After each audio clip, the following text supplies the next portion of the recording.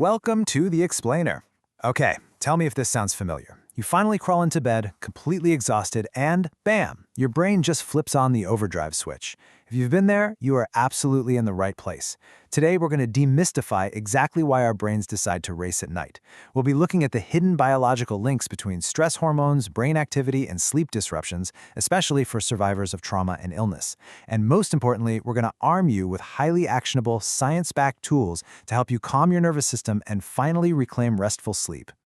Here is our roadmap for today. We'll start with the bedtime dread cycle, then look at your brain on night shift, dive into trauma, evolution, and vigilance, cover retraining the nervous system, and wrap up with sensory grounding for sleep. All right, let's jump right in. First up, the bedtime dread cycle. It's seriously a cruel irony, right? Why does anxiety suddenly get a megaphone the second the world gets quiet? Well, think about it. After a long day, both your body and your brain are just totally wiped out.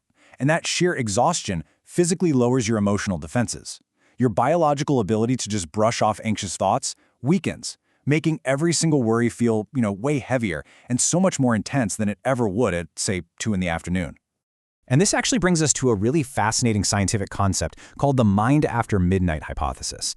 Basically, it proposes that the human brain is biologically vulnerable to overthinking and even dysregulated behaviors whenever it's awake during its natural sleep rhythm. The data here is actually kind of surprising. Researchers found this consistent peak in dysregulated behaviors, from just severe overthinking to far darker behavioral risks, peaking right between 2 and 3 a.m. Your brain simply isn't optimized to process complex emotions in the middle of the night. It's just not built for it. During the day, you've got work, conversations, screens. All of these daily distractions act like this convenient layer of background noise that keeps the anxiety at bay. But the complete, total stillness of night, it creates a massive empty vacuum. And without external stimuli to process, an anxious mind just turns completely inward, filling up all that empty space with self-reflection and, of course, worry. Moving right along to Section 2, Your Brain on the Night Shift.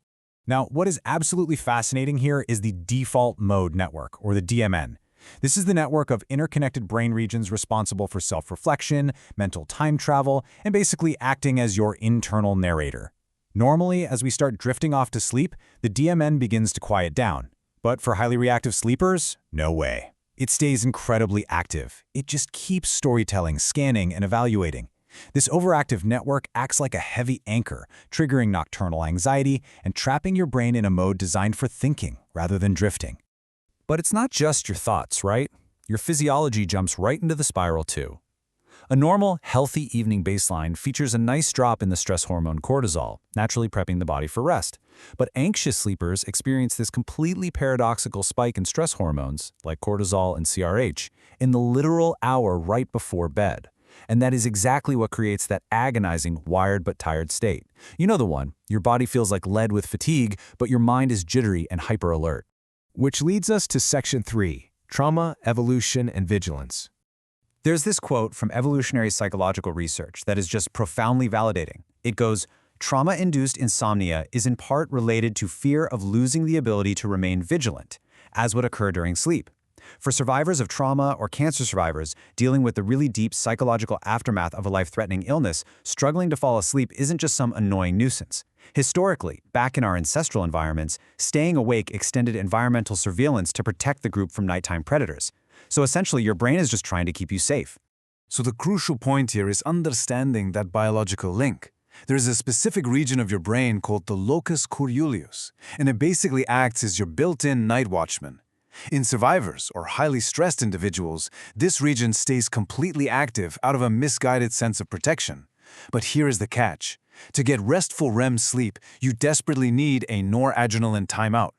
You need a period where this night watchman completely clocks out. Because without that timeout, your brain literally cannot process and neutralize emotional distress overnight. You just wake up with yesterday's anxiety fully intact. Okay, so how do we fix it? That brings us to Section 4. Retraining the nervous system. We absolutely need a practical, step-by-step evening routine to lower that cortisol and replace the digital overstimulation. So try out this timeline. 60 minutes out and force a strict screen cutoff to stop lighting up your nervous system. 30 minutes out, begin a really calming wind-down ritual. And at 0 minutes, actually get into bed, but only when you are genuinely tired. Getting into bed before your body is actually ready is literally one of the primary triggers for that whole anxiety loop. But what if you do get into bed and the rumination starts anyway? Look, anxiety loves a routine, so you have to physically break it. The second you notice that mental spiral, get out of bed and physically leave the bedroom. Neuroscience actually backs this up with something called the doorway effect. Physically passing through a doorway serves as an event boundary in your brain. It helps compartmentalize your thoughts and lets you literally forget the anxious loop you were stuck in. It's like the one time you actually want to walk into a room and forget why you went in there. Then only return to bed when you feel sleepy again. And finally, Section 5, Sensory Grounding for Sleep. When your mind is racing, do not try to outthink it. Use your body instead. Here is a fantastic list of sensory grounding techniques. Fold clothes. Yes, doing laundry can finally serve a relaxing purpose. Experience a warm to cool contrast, like stepping out of a hot shower into a cool room. Just hold a warm mug of decaf tea, or even practice slow motion cleaning. These really gentle, repetitive motor tasks give your brain a physical anchor. They naturally interrupt the default mode network's whole internal storytelling routine because they force your brain to process external physical sensations instead of your internal worries. Another super powerful tool is breath pacing. See, your nervous system can't always tell the difference between a real-life threat and just a perceived worry bouncing around in your head. By shifting your focus to slow, paced breathing, you are physically lowering your heart rate.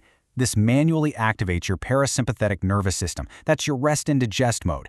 It essentially yanks your body right out of that false fight or flight, drops those cortisol levels we talked about earlier, and smoothly transitions you from wakefulness into a state perfectly prepped for deep sleep. I want to leave you with this final thought today. What if sleep isn't a battle to be won, but a state of safety that you can gently return to? When your mind speeds up at night, it's not failing you. It's really just a reactive brain desperately looking for a safe harbor. By understanding the biology of your default mode network and utilizing these sensory grounding tools, you don't have to force sleep at all. You just have to set the stage for it. You absolutely have the power to reclaim your rest tonight. Thanks so much for joining me on this explainer, and I'll catch you next time.